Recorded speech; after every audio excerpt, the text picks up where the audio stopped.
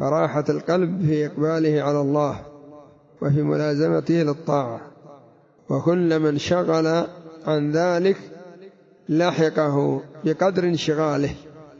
فمن انشغل قلبه بالشرك عدم كل خيرية في قلبه، ومن انشغل قلبه بالبدعة لحقه النقص بقدر بدعته، ومن انشغل قلبه بالمعصية لحقه النقص بقدر معصيته. وإذا انشغل بطاعة أو بعمل شغله عن الذكر والعناية بقلبه لحقه ما لحقه، كل بقدر ذلك. قال النبي صلى الله عليه وسلم: إنه لا يغان على قلبي فإني لا أستغفر الله في اليوم 70 مرة، وهو رسول الله صلى الله عليه وسلم. ما الذي كان يشغله حتى يقع هذا الغين على قلبه؟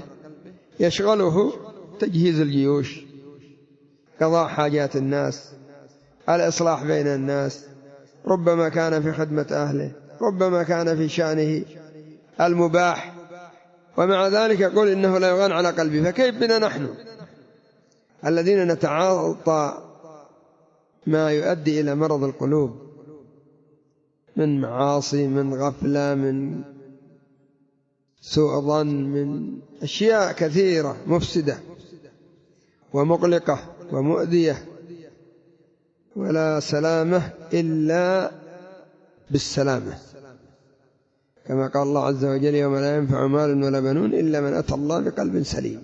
فلا سلامة للقلب إلا بالسلامة من الذنوب والمعاصي والشرور. والناس يهتمون بعلاج الأبدان، وقل من يهتم بعلاج القلوب. قل من يحاسب نفسه على تقصيره، من يحاسب نفسه على معصيته ويأتي بالتوبة، من يتفقد قلبه ما له اليوم، ما الذي لحقه، ما الذي قساه، ما الذي أقلقه، ما الذي أداه إلى الاضطراب.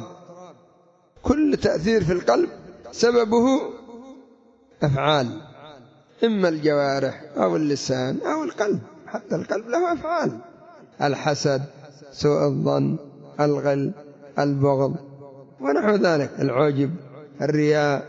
هذه أفعال قلبية تؤدي إلى مرض القلب، وأفعال لسانية تؤدي إلى مرض القلب: الغيبة، النميمة، الكلام بما لا يعني وكذلك غير ذلك. وأفعال مثل سماع الأغاني، سماع المحرمات، النظر إلى المحرمات، المشي إلى الحرام، ضرب ما لا يجوز ونحو ذلك. فالشاهد أن الأمراض القلبية هي بسبب ما يكون من البدن، من أفعال، من أقوال، من اعتقادات مخالفة للشريعة. ولا أحد منا إلا ويمر في يومه وليله على مثل هذا. فإذا لابد من العناية، لابد من العناية، الاستغفار والتوبة العامة، التوبة الخاصة، والدعاء. النبي صلى الله عليه وسلم كان يقول: اسلل صخيمة صدري وأعوذ بك من قلب لا يخشع، وأعوذ بك من الغفلة والقسوة. دعوات لإصلاح القلب. فكلما مرض القلب أصاب الإنسان من القلق والهم والغم ما الله به عليم. وكلما كان القلب إلى السلامة كلما ناله من السعادة ما الله به عليم. يسعد مع قلته، يسعد مع ضعفه، يسعد مع حاجته، يسعد مع فقره، يسعد مع استضعافه. بينما إذا زادت همومه وغمومه بسبب ذنوبه ومعاصيه لا يسعد مع كثرة ماله، ولا عظيم جاهه، ولا مع سلامة بدنه، ولا شيء من ذلك. فنسأل الله السلامة والعافية، وأن يعيننا على قلوبنا، وأن يصلح أحوالنا.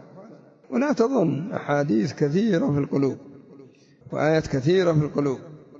تصرف القلب في القرآن على عدة أوجه: الفؤاد، الصدر، القلب ونحو ذلك من التصرفات. وكم تجد الأوصاف في القرآن: قلب ميت، قلب مريض، يعني قلب الشك، نحو ذلك. ولذلك كان سالم القلب من أفضل الناس: التقي النقي الذي لا غل فيه ولا حقد ولا حسد.